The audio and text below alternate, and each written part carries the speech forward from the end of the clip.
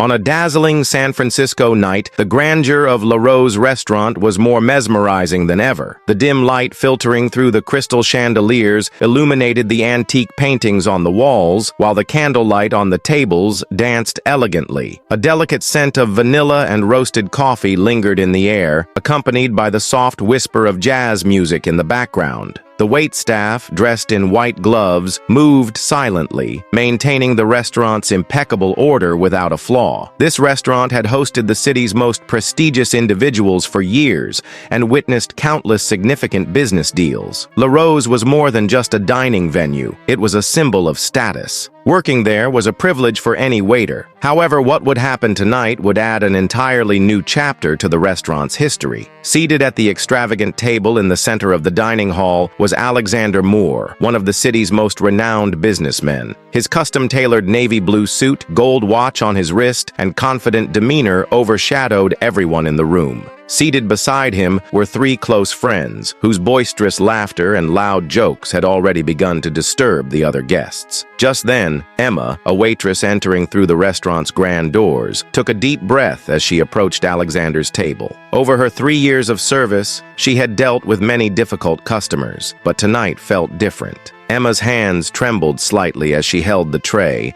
and even the soft click of her shoes echoed loudly in her ears. Emma recalled the day she first stepped into this restaurant. She had to drop out of college and was searching for a job to support her family. La Rose wasn't just a job for her, it was a beacon of hope. The discipline here had given her a chance to prove herself. Yet tonight, under Alexander's condescending gaze, she questioned herself once more. "Do I really belong here?" she wondered. As Emma served the dishes, Alexander rolled his eyes at his steak, shaking his head in disapproval. "What is this disaster? Can you smell the burnt odor? Is this what you serve at a place like this?" he snapped. His voice echoed throughout the restaurant. Emma responded politely. "I apologize, sir. I can have it replaced right away." But deep inside, her heart pounded rapidly. She felt her hands slightly sweating as she set down the utensils, noticing the slight tremor in her fingers. Alexander slammed the menu onto the table, his voice filling the entire restaurant. "We're paying a fortune, and this is what we get? Zero service, zero quality." As his friends laughed heartily, something inside Emma broke. She felt the stares of other diners, some turning away awkwardly, while others curiously observed the scene.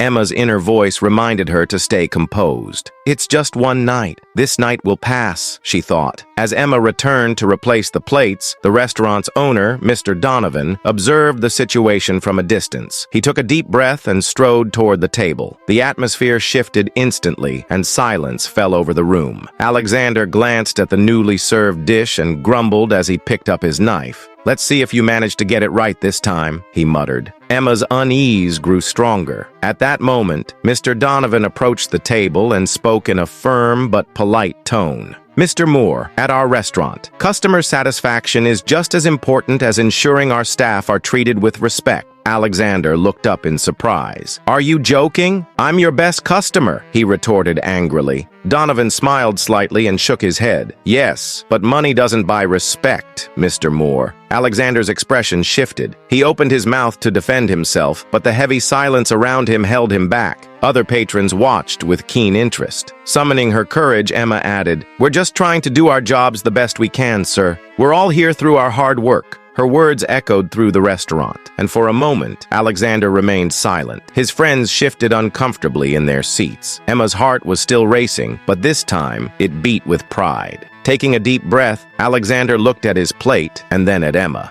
"Maybe I was a little too harsh," he muttered in a subdued tone. Emma responded with a genuine smile. "It's all right, sir. Everyone has tough days sometimes." As the night drew to a close, Emma busied herself preparing for the restaurant's closing. Chef Marco approached her, placing a proud hand on her shoulder. "Emma, you handled tonight beautifully. Sometimes the greatest victories lie in silence," he said. Emma smiled in return. "Yes, Marco. Sometimes patience is our greatest strength." As she locked the restaurant doors for the night, a sense of peace settled within her. Once, she had seen her job as a necessity. Now, she felt like a hero in her own story. Respect is everything. The way you treat people reflects who you are. If this story touched you, don't forget to share it and subscribe to our channel for more inspiring stories. God bless you.